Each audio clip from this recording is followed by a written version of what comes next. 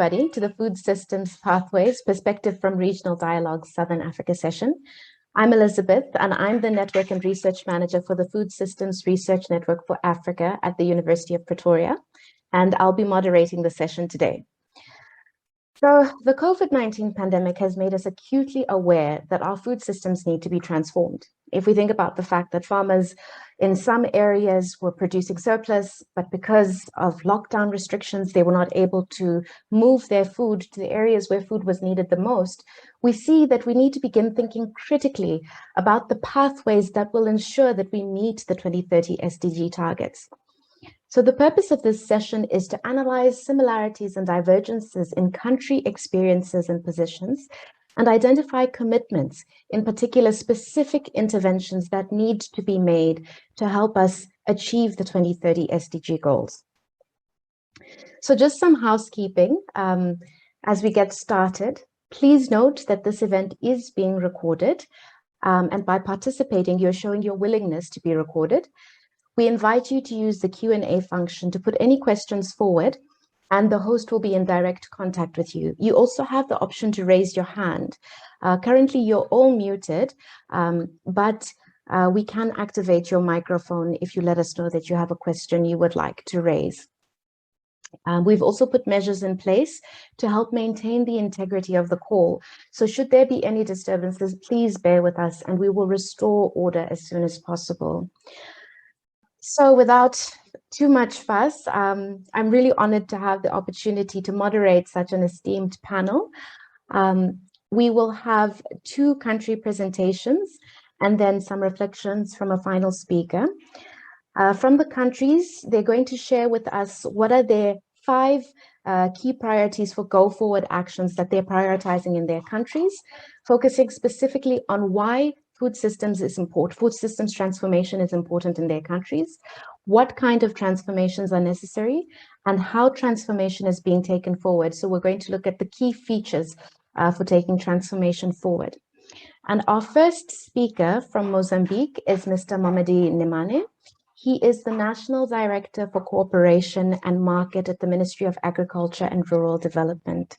So, Mr. Nemane, you have about 10 minutes, please. Thank you, Elizabeth.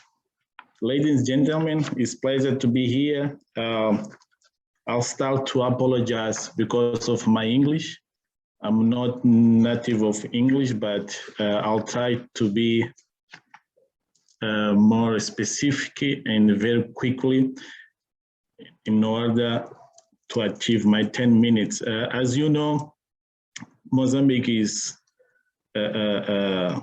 having troubles with different issues, climate change, poor financial issues. When we received this opportunity to do the national dialogues, was opportunity to go and looking for what's going on, what's happening in Mozambique in order to not achieve the goals of ODS.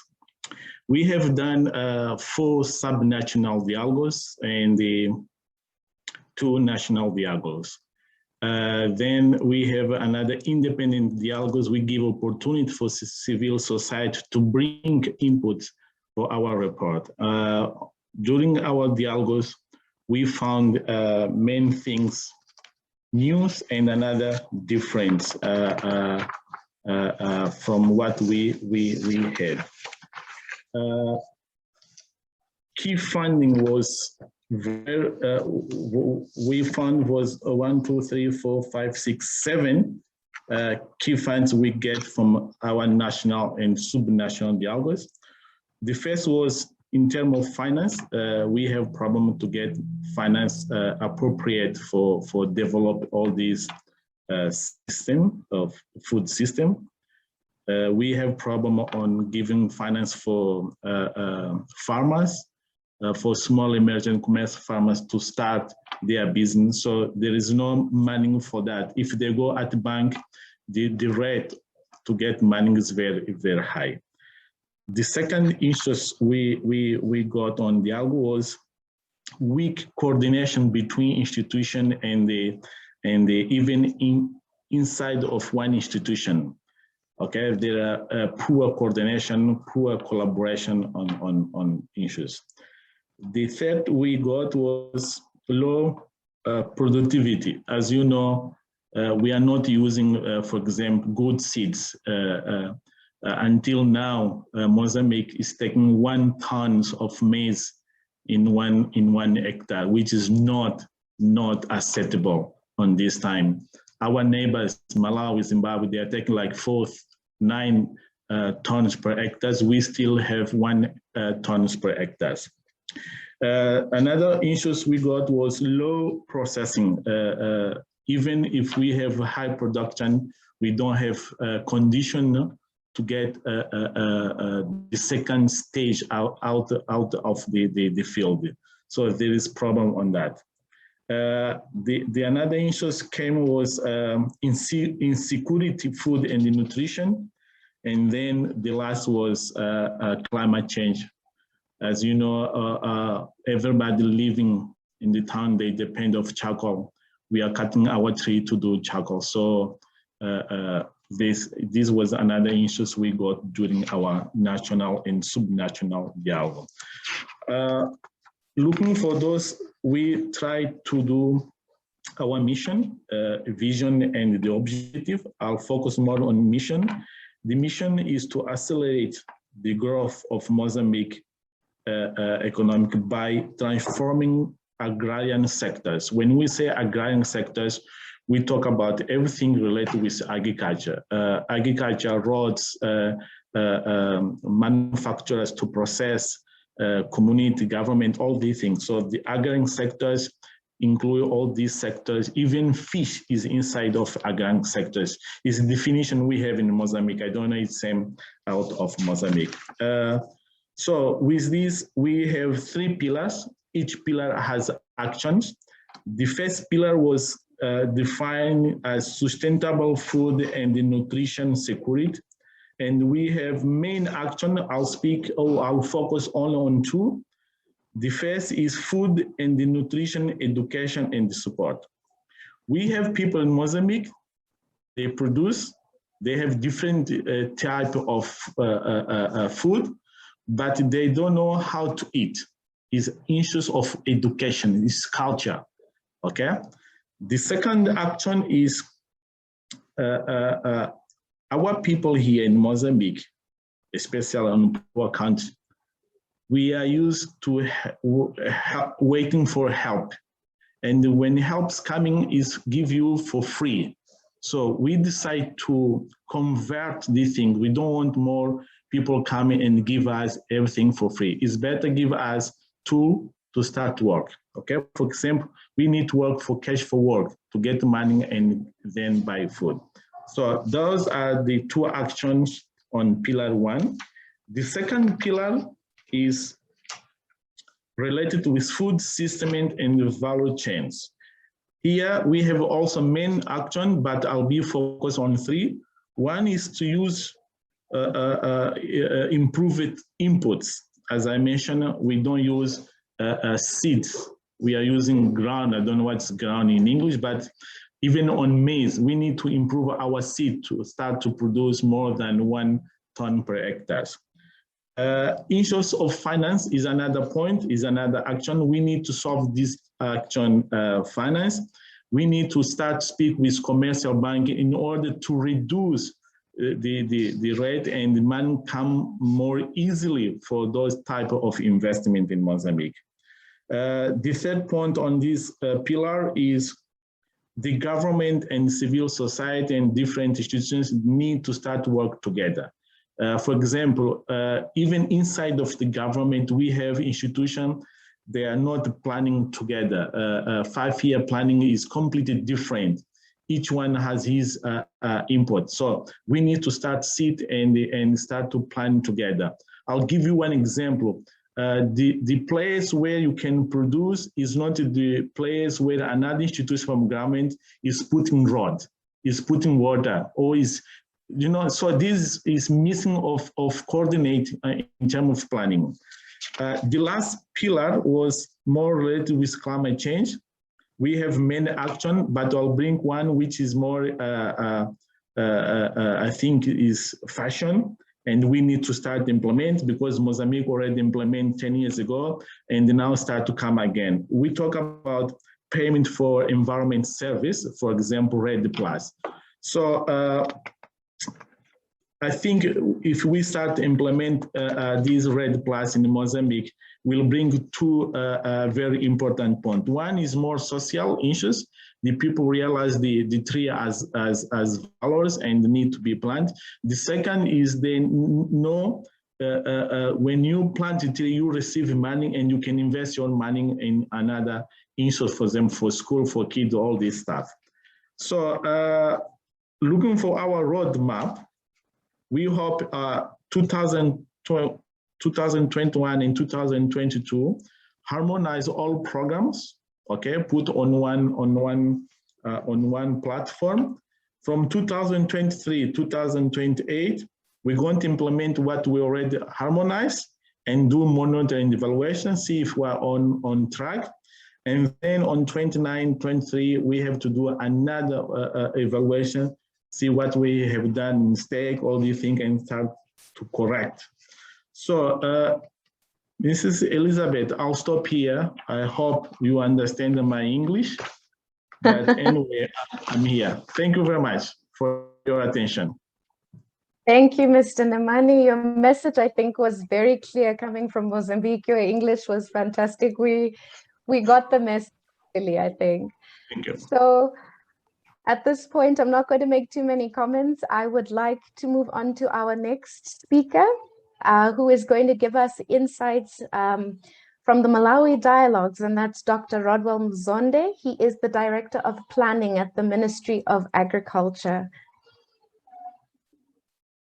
Thank you very much, Ms. Mkandawire. Thank you for giving me the floor. I think on Malawi side, we are not very different from Mozambique. We had started our dialogues in May, to be particular on 19th May, when we had the national dialogues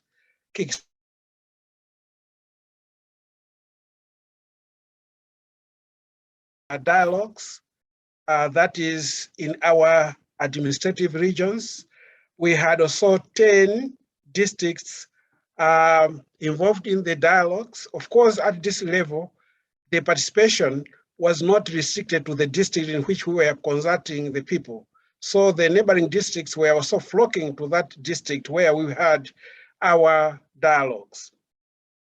Lastly, I think on 27th and 30th August, we had national validation workshops to interact with the stakeholders so that they could approve or endorse whatever we had put together as our programs. Then,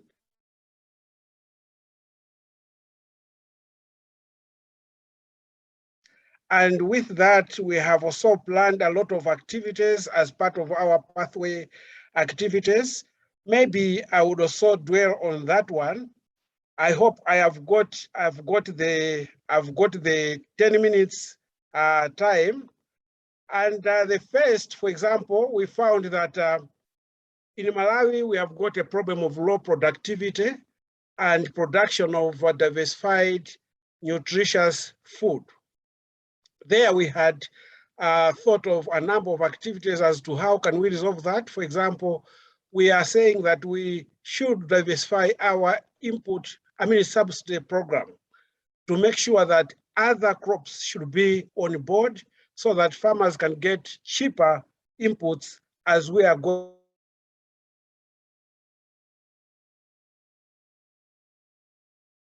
We had also a problem of inadequate dietary diversification and low consumption of nutrient-dense food.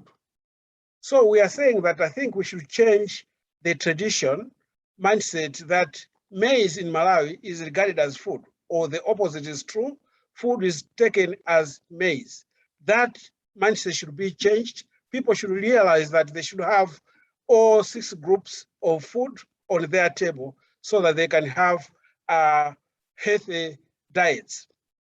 If anything, we are saying that we should reduce tax and levies on healthy foods and increase taxes on unhealthy foods. That is thinking aloud, but that is one of the issues we are thinking about. We also discovered that there is a consumption of unsafe food. You can agree with me that sometimes in maize and groundnuts, we have got aflatoxins, which are a risky element in terms of human health. There, we are saying that I think we should enforce some laws to make sure that we regulate street foods, what is being sold or what is put across for people to use. We should also enhance quality control to make sure that things are done in the right way. We found that there is also inadequate capacity in agro-processing in Malawi and value addition, including the utilization. We are on this one thinking aloud to say we should introduce farmer-friendly financing and tax measures, such as waivers and credits on acquisition of agro-processing equipment to increase supply and affordability of diverse foods at all times. We are also to refocus vocational and traditional technical training on the development of technologies and innovations for food value addition and food preservations. We also, during our consultation, found that there is a lot of waste of food and food losses. We are on this thinking that we should holistically approach to this food waste through measurement and separating what is to be recycled and what is to be indeed reused. And we are to have these variable products such as organic fertilizer to be used and other things. Maybe facilitator, you are to tell me when my time is running out. We had also found out that there is poor farming practices and an unsustainable food production systems. What we are saying here is, as Mozambique has just said, in Mozambique, for example, Malawi, for example, on maize, our yield is around 2 to 3 metric tons per hectare. But if you look at how the potential is, potential can go even from 5 to 10 metric tons per hectare if you use intensification in terms of growing of the crops. So if we are to make sure that the food is to be available throughout the year and throughout, in different places, I think we need to increase productivity, as I said earlier on, but that alone has got some implication in terms of farming practices. There we are to scale up natural resource management practices like land restoration, farmer managed natural regeneration, agroecology, and others. We are also in knowledge of unequitable distribution of resources and productive assets. Here I'm talking about land is not very accessible to certain segment of our population, for example, the women, the youth, and even those vulnerable groups. They cannot actively participate in production of food and making the food systems weak.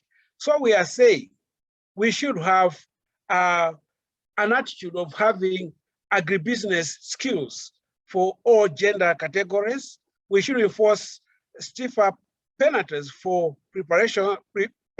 perpetrators of discrimination and harmful social and economic tendencies. We had also found that as a system, we have got market failure. You know, those who are aware of Malawi economy, ADMAC has never been that active in distributing food in terms of buying and making it available to people when time is ready. In Malawi, for example, in some cases, we can have some surpluses, and yet in others, they've got food deficits. And in addition, we can have good and surpluses in terms of this month from April to maybe October or August, thereabout. But come February, March, we have got a lot of food deficits. So we are saying, why is this the situation? Is market failure betraying us? In addition, the road network is not that good. So we need to have structured markets for different value chains, and we need to improve on the road network in Malawi. There is also a lack of limited resilience to the system and multiple hazards, risks, and disasters. We are here saying that we should invest in digitized and localized early warning systems, including anticipatory models for proper disaster preparedness. We are to construct disaster preparedness infrastructure, for example, the dikes. We are also to review the disaster risk management laws so that they are to be responsive to the time and the events as of now. Unfortunately, another thing is what I said. We found that in most cases, availability of food is seasonal. As I said, like this time, we've got a lot of maize, but in other months, we do have problems in terms of having adequate maize. So we are also trying to say that we should strengthen local food supply chains by establishing local food hubs in each district. And lastly, maybe I would say that we had also found out that we have negative coping mechanisms in Malawi.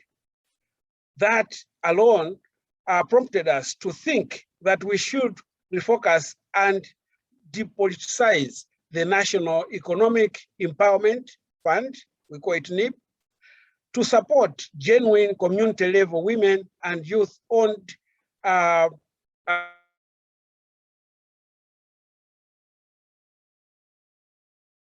they can engage in meaningful economic activities. I think those are the things which I wanted to share with you, but otherwise I've diverted a bit from what I submitted because I wanted to give you the details in terms of what we have found out.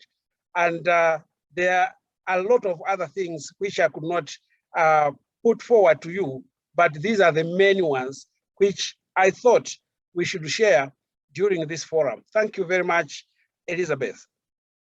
Thank you, Dr. Mzonde, for that capturing of the dialogue. And I see there are quite a few go-forward actions that you are proposing from Malawi.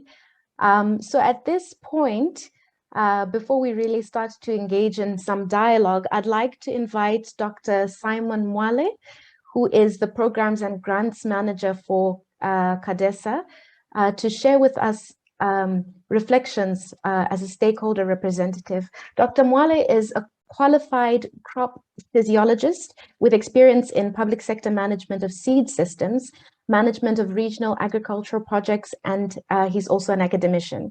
He has served in the public sector as a seed agronomist, and he became in charge of field seed inspection in Zambia.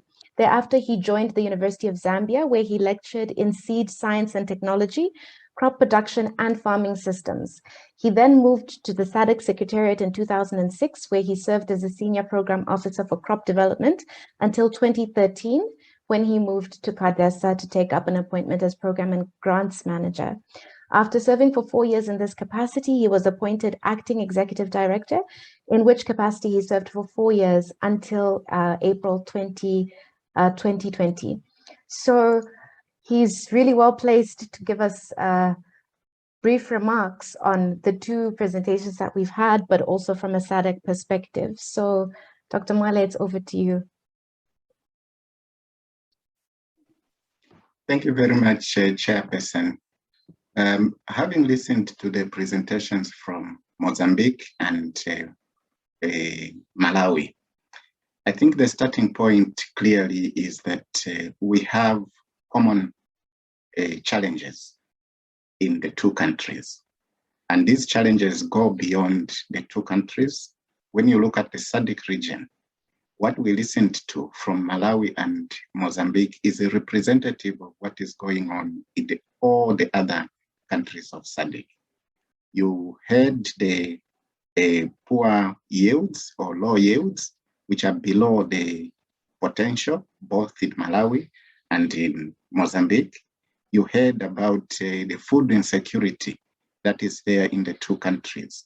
We are also having a situation where we have excess food, a food glut at one time, and food deficit at the other time.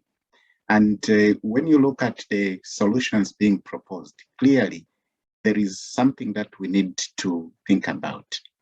First of all, we need to seriously think about putting those regional policies into practice, because those are the areas that can practically address the challenges that have been presented.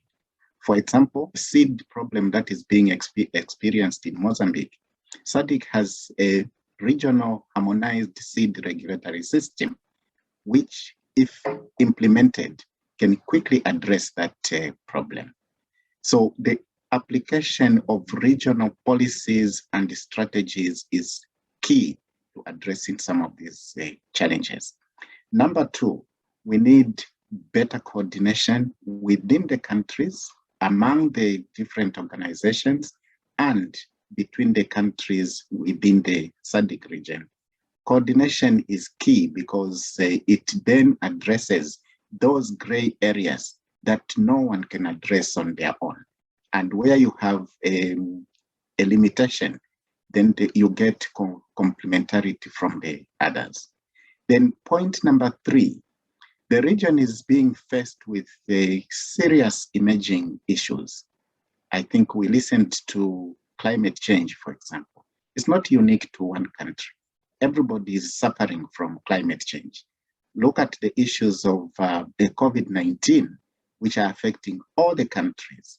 So these emerging issues, I think there is need for very quick action. And that is where specialized organizations like CADESA, like the universities, can come in to offer science and fact-based kind of data upon which policies can be developed or policies can be revised. So we need this kind of information that should go to the governments, which governments can then use to move forward. Finally, we have a situation where the population is growing. Each country would like to address the issue of food security. This is where we need to make sure that the science, the production, and productivity, they move at a rate that is faster than the population growth and the demand of food. And this calls for transformation of the food systems, meaning that we have to be one step ahead of the demands for the region. As a result, we need to address this issue of productivity, which is also there in the regional agricultural policy of the SADC region.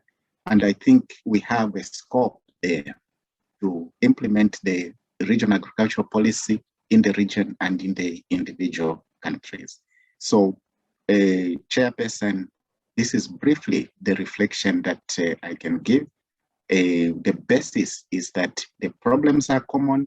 We need to address each and every problem that occurs collectively as a region. Thank you. Thank you so much, Dr. Mwale, for those insightful remarks. And I think indeed what we are seeing is what the high-level panel of experts called for on food security and nutrition, which is this new concept of agency, really getting everybody involved. From Malawi, we see that, you know, districts were involved, engaging people in these dialogues, in these conversations to really identify the challenges.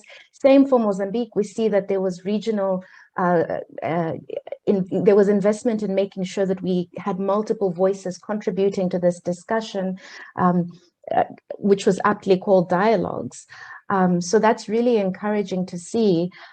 So at this point, I'd like to open up the floor for questions, comments, particularly if there's any other countries represented here in the participants from the Southern African region who can confirm that some of these experiences are the same in your countries, but also perhaps if there's any diverging opinions or any other issues we should be adding to the agenda that haven't been mentioned by the two country experiences. So I'd really encourage you to please use the chat function or raise your hand. I've got my eye on the participant list. If you have any questions or you just want to contribute something further to the discussion, please raise your hands. So perhaps I can pose a question. I'll start with Malawi. You said there were some negative coping mechanisms. Could you clarify what you meant by these negative coping mechanisms, and just re-clarify the solutions you were proposing to address them? Dr. Mzonde?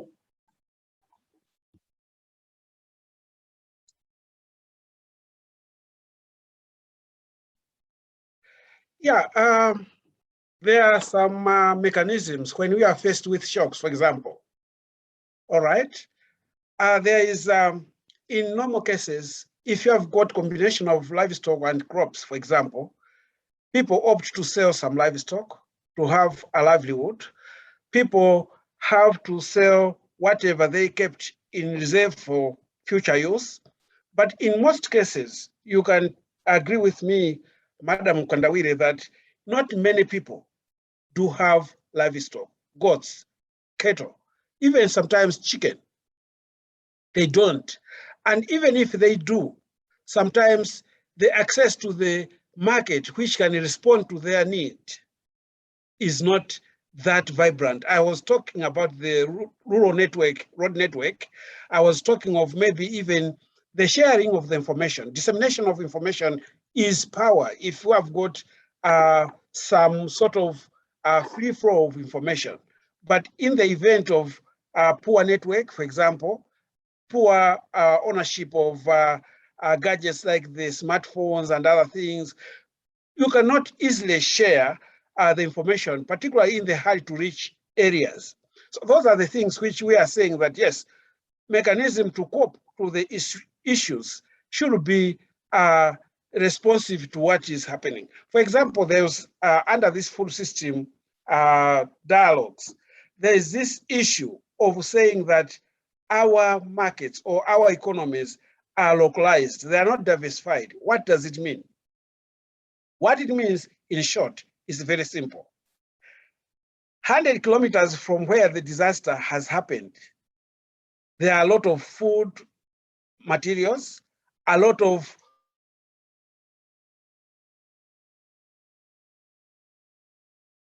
stricken area. It is becoming a problem. You see what I mean? So people can become hungry for a day or so, and yet in the neighboring districts, they've got other things. So those are the things which we are saying that during our consultations, we had discussed a lot, and we had an understanding that I think to improve on the coping mechanism is not only ownership, but we need also to improve on network in terms of roads, in terms of even empowering some of the sections of our population, youth, women, and even those who are prone to some shocks like the vulnerable groups. Those are the things which we have been discussing. Maybe in part, that is what I wanted to say. Thank you so much. So these infrastructural barriers are really creating challenges in terms of connecting people to the food that is produced in surplus, but also a need to really empower the vulnerable communities. So, Mr. Nemani, I see you're smiling. I don't know if there's similar experiences in Mozambique that you'd like to speak to. No, I think it's same what's happened in Malawi, and I was speaking why Malawi is not Mozambique, or Mozambique why is not Malawi. So sorry, thank you. Some say Malawi is the capital of Mozambique. I mean, we share too many parcels of land separated by a national highway sometimes. So, Dr. Mwale, I wanted to ask you, you mentioned that maybe one of the key interventions we need to be making is really to ensure that we implement regional policies and we start to put these regional policies into practice. Could you touch a little bit on what you think some of the barriers might be to implementing these regional policies, so that we can start to unpack maybe what interventions we need to be putting in place as countries to ensure that we can implement? Thank you, moderator. I think there could be two or so issues regarding the regional policies. The first thing is that we need to improve on the domestication of the regional policies at country level, so that there is like buy-in at country level, because the policies are passed at the regional level. And when the policies are passed, some of them, they need to be ratified by Parliament.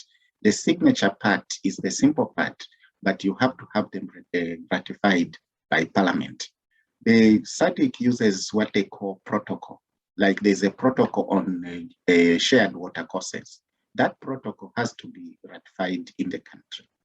After ratification, I think there is need for each country to seriously take those protocols and start saying, we have to move with the protocol on shared water courses, we move on the protocol on gender and youth, we move on the protocol of trade, so that all the countries should be pulling in the same direction. And once you start implementing those policies, the protocols, that is when you see the cracks of those regional policies. And once you see the cracks, then they can be amended.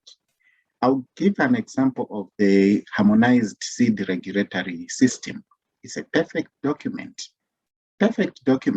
But what we need to do now is to make sure that each and every border person, customs people, then the people in agriculture who check on phytosanitary matters, they need to know about that agreement and then implement it, enforce it at the border. That way, we'll be able to see the problems that are there, and then we can move forward. So that is one level of the area that can be addressed practically to improve on the application of these protocols. Then secondly, I think there is also an urgent need for organizations that are not really at SADC Secretariat, those regional organizations that are at another level like CADESA, because SADC Secretariat, its role is to develop and to pass those policies. But the application, I think it would be good for other organizations like CADESA, other regional organizations to push now the implementation and advise the SADC Secretariat based on data collected from the region. That way, I think when you combine those two, we should be able to get somewhere. Thank you. Thanks so much. Don't mute your mic yet. You've got a question here in the chat asking, could you please elaborate on more coordination between countries based on your experience, which have impacted agricultural transformation? A real example. Sorry, come again?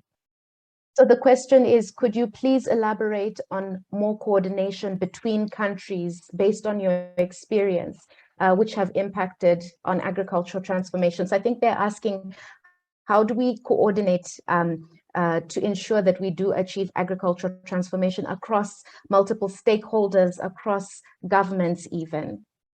So I'm going to ask you to be quick because we have very short time remaining. I think one of the things I can give a practical example about is the application of export bans.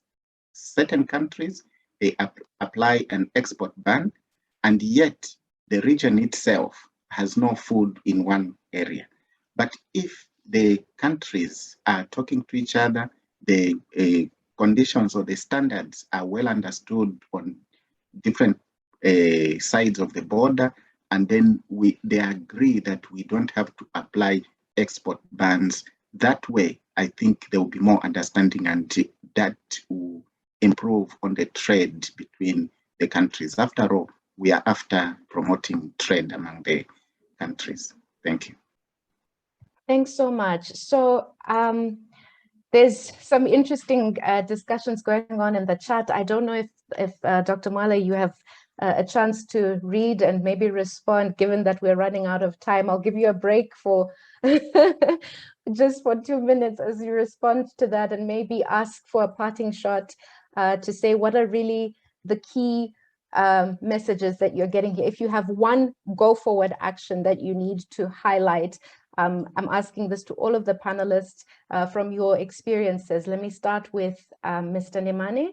What is the one key go forward action you would push for Mozambique?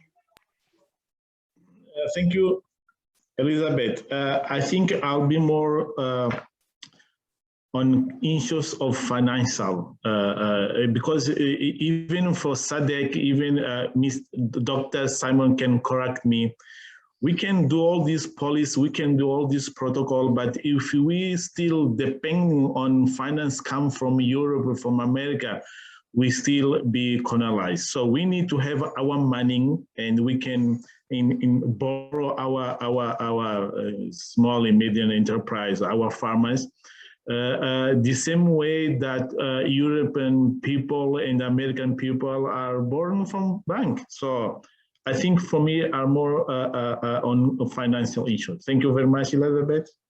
Thank you. Dr. Mzonde, I'm giving you 30 seconds. That is okay. I think from Mozambique, it is stated in the way I wanted, but I wanted to say this. All the problems which are coming out are a result of low investment in agriculture. Low productivity is related to research, is related to extension services, is related to good seed, is related to all these other things which can boost the productivity and production. So if we are to move forward, our governments should think seriously about increasing investment in agriculture and food system. If we do that, we are to answer a lot of other questions. Of course, it will be difficult, but it is very necessary that if we are to move forward, for example, to achieve Agenda 2030, definitely investment in agriculture should be one of the main areas so that we do it right going forward. And we are able to diversify our food production and food consumption. Thank you very much. Thank you. Dr. Mwale, 10 seconds, parting shot. We have a serious problem before us. Let us translate our words into actions at all levels. Thank you. Thank you so much. I think our key messages are quite clear from the Southern African region. More investment in agriculture. We need more financing. We need to improve coordination, and we need to make sure that we are implementing and domesticating regional policies that we are committing to, whether it's Malabo, whether it's seed policies. We really need to be starting to action the commitments that we are making. So those are the key messages from the Southern African region. And at this point, I'd like to thank you so much to the panelists for an engaging discussion. It's unfortunate we have so little time for such an important discussion, but thank you for your time. Thank you to the participants for joining this session, for your comments and your contributions. I don't think the conversation ends here. Please reach out on Twitter, on the different social media platforms. Dr. Mwale has shared his email. Please do reach out and continue this conversation. I think dialogue is the only way we're actually going to achieve the commitments to 2030. So thank you everybody for your time, and thank you for your participation. Thank you very much. Muri bwino tukuziwa. Zikomo, hayi ndathokoza kwambili. Zikomo. Mukabatse moni anthu kumeneko. Zikomo kwambiri, will do. Thank you. I'm in Kenya, by the way. Oh, wow.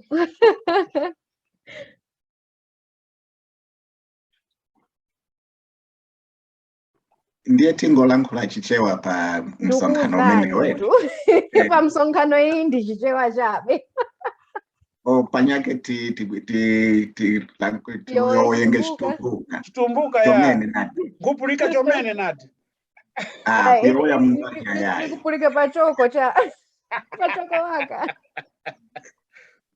Dr. Mzonde, is the ministry has the name changed? Is from Ministry of Agriculture, Irrigation and Water Development? It is simply Minister of Agriculture. Okay. Yeah, all right. it's, that agriculture is encompassing. It has got all these other things. Okay. Yes. Yeah, I haven't been home in a while because of COVID, so I'm not up to date. Is it RIM Kandawire? Thank you. Thank you. You can go and tell him that I chaired your session. Is my lecturer. He told me. I was chatting to him yesterday. He told me, yeah. Has the meeting been closed, by the way? It has been, maybe. I don't know. I still see attendees, 7 of them. They are dropping out now 6. Slowly, yeah. Yeah, I was just worried that maybe the Tumbuka meeting is being broadcast everywhere.